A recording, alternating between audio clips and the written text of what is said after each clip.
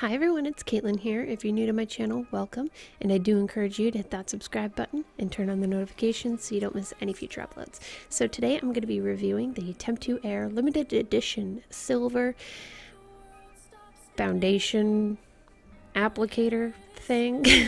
And right here I have the Alabaster Foundation pod that goes into the machine.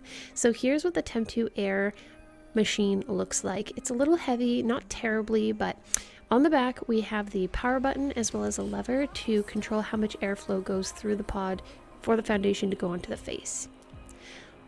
The power button also works for how much airflow you want to go through, so a low, medium, and high. Now I'm just going to get right into it, and I'm going to do half of my face with the Temptu Air and then show you guys what the other side of my face looks like without it. So going on, application is very nice, very easy and smooth. It doesn't feel drying or cakey going on my skin. It's actually nice and cooling because of the airflow that's going through the foundation, applying it to my face.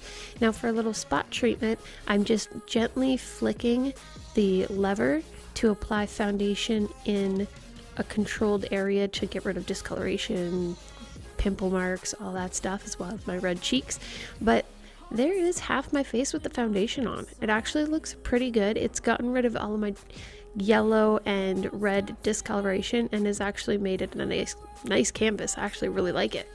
So let's go ahead and fast forward me doing the other side of my face to make it more symmetrical and to get that perfect canvas like the foundation says.